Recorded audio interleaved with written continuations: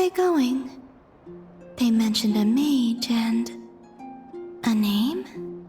So, Mr. Varka, are you acquainted with this Nicole? Or should I call her Mage N? Not really. We've never met, though she has come up in conversation. From what I've gathered, Alice kinda took Nicole under her wing. Taught her how to speak in a more ladylike fashion, that kind of thing. Huh. Hard to imagine Alice as an etiquette coach. Yeah, Alice is a larger-than-life personality, I'll give you that. But then again, that's why she's able to draw such an eclectic mix of people into her inner circle. If I remember correctly, being an interesting person is actually one of her main entry requirements. So, if you ever wanted to join the Hexenzirkel, I'm sure you'd both be eligible to apply. Hey! Don't go around making promises on Alice's behalf! I wouldn't dare. I'm just trying to paint a picture of the Hexenzirkel for you. Okay, sure. Anyway, since none of us have ever met Nicole, how are we supposed to find her? We can't just go up to every woman in sight and ask, "Hey, are you Nicole?" Maybe something she's wearing will give it away? Like a windbloom pinned to her chest or something. Wait a minute. Alice never said Nicole was from Mondstadt. Oh, true.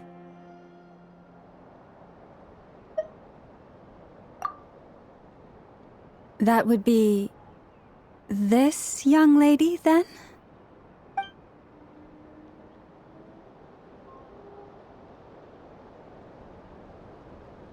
Hey there! Sorry to disturb you, but... are you Miss Nicole? Varka, Knight of Boreas of the Knights of Favonius. Alice might have mentioned me before. Mm-mm. If we got the wrong person? Sorry. Well, this is awkward.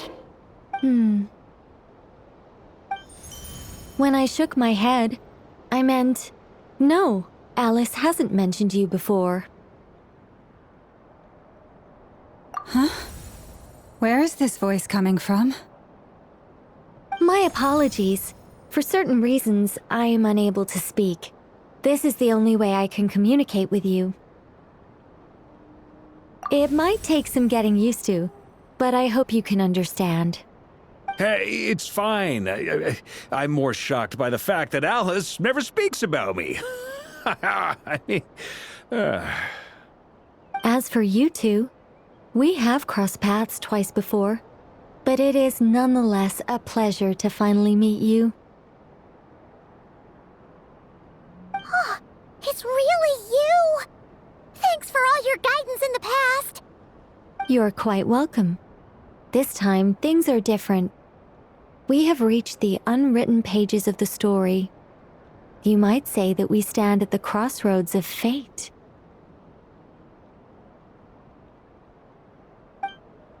Now then, allow me to formally introduce myself. My name is...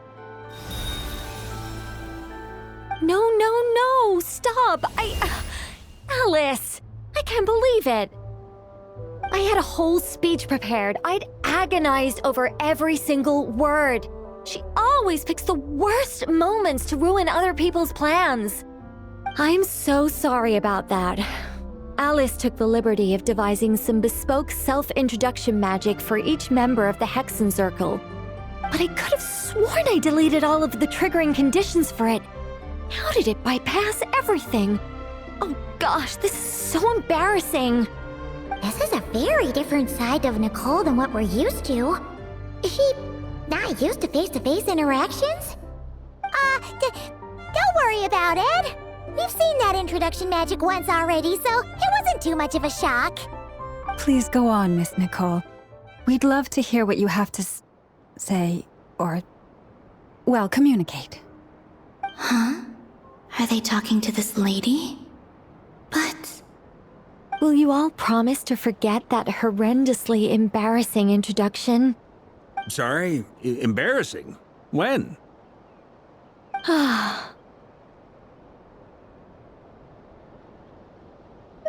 Yes. My name is Nicole, and I am one of a very few angels who have retained both their preferred form and their power. The Traveler and Paimon should be no strangers to this concept. There is another of our kind in Natlan. They call her the Lord of the Night. All right! Paimon remembers her! Yes. Well, I have retained more of my power than she. It's because I don't have a long-term duty to fulfill. To be more specific, no. We'll be here all day if I get into the specifics. Moving on. If I'm not mistaken, you are here because you wish to learn how one might reach the moon beyond the sky. That's right. Is that something you can give us any guidance on?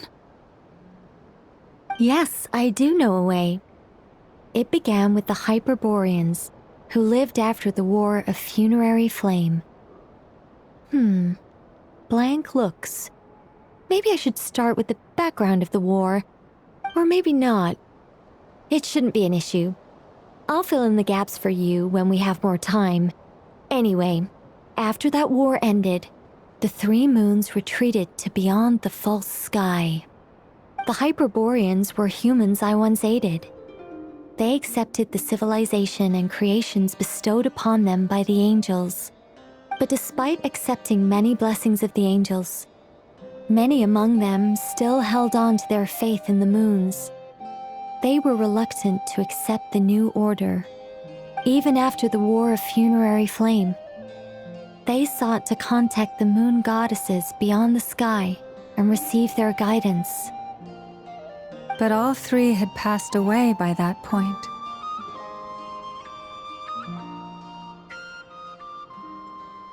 This mage has a unique method of communicating. Is she talking about the moons?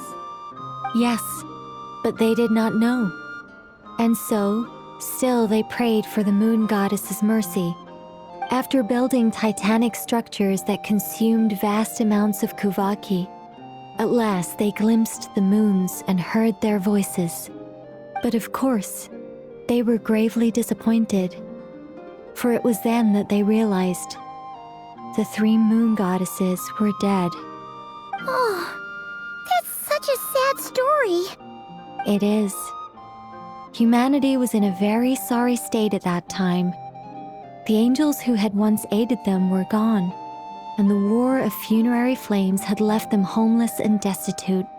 Just a second, I gotta ask. How relevant is all this history to the task at hand? Well, I mean, it's... Okay, it seems we've drifted into irrelevant narrative waters. It's been a while since I've had the chance to speak inside someone's head. As soon as I got started, I lost control and the words just flowed out like a waterfall. What I'm trying to say is... Right, yes, that's it.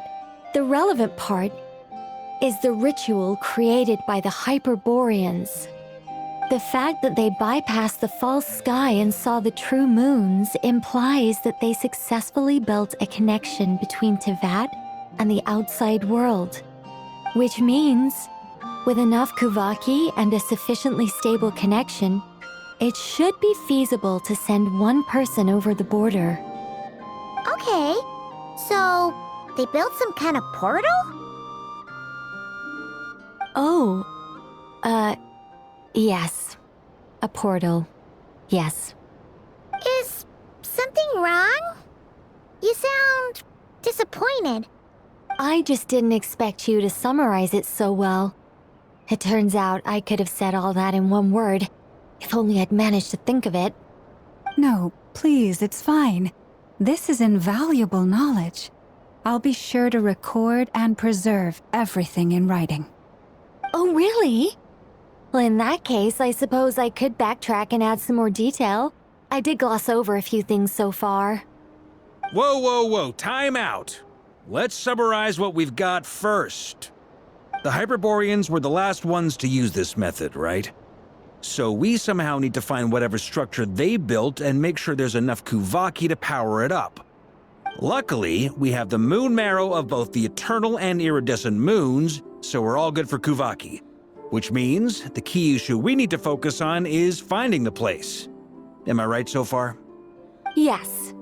Although I expect the structure is long gone by now.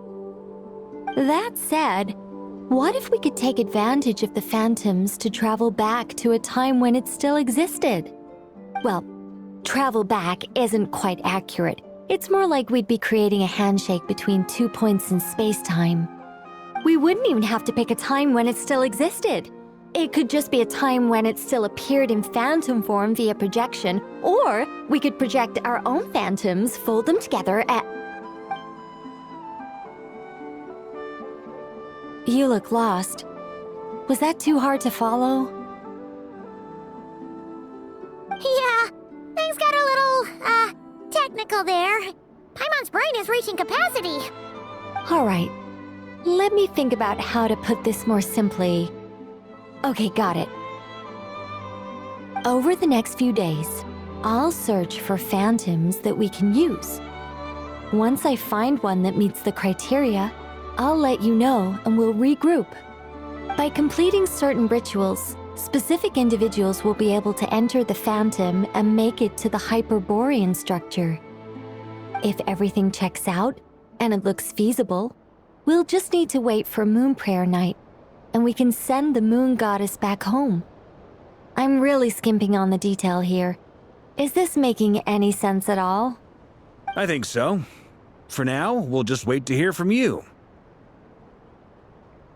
Yes. Basically, yes. Great.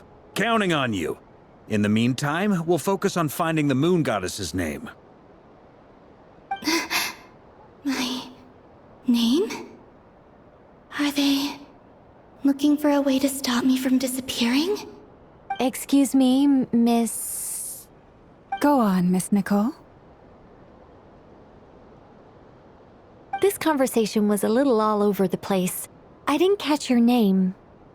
I am Lauma, of the Frost Moon Scions. Ah, I did wonder. I noticed that you listened very intently when I spoke about Hyperborea and the moon's history. If you'd be interested, I'd love to visit you this evening and go through it again in greater detail. Also, if you were serious about making a record, it would be too risky to simply write down the raw details as is. I would suggest some tweaks. Maybe rewrite the stories as fairy tales or fables, perhaps even prayers. Anyway, we can cross that bridge when we come to it. So, see you later then? Oh, and no need to prepare anything. Just a cup of tea will do. See ya! She seems friendly. It's just... It's so nice to find someone who's actually willing to listen. I've been dying for a chance to finally go through all this systematically from start to finish. Any longer and I'd probably start forgetting it. Now Paimon gets why Alice told us to mind our heads. Ha ha ha ha, what did I tell you? A lot of quirky people in Alice's orbit. Now then, the next order of business is, where do we start looking for the Moon Goddess's name? Maybe the rest of what Nicole has to say might give us some clues. Once I've heard her out, I'll summarize the salient points and share them with you all. I'm also inclined to review our other documents. Yes, our faith was first established by our Hyperborean ancestors, but many of the more factually accurate records are from after Kutar's birth. Sounds like we're gonna follow Columbina's journey through Devat, huh? In that case, we'll start by heading to the Frost Moon Enclave. Sounds like a plan. Take this with you. I'll see about getting in touch with the Fatui. It'll probably just be Arlecchino and Sandroni again. They're the only ones who would want to help. Thank you, Mr. Varka. Don't mention it. Honestly, I'm more comfortable dealing with the Fatui than prying into the details of a young lady's childhood. Catch you later. I should follow them, just in case there's some way that I can help.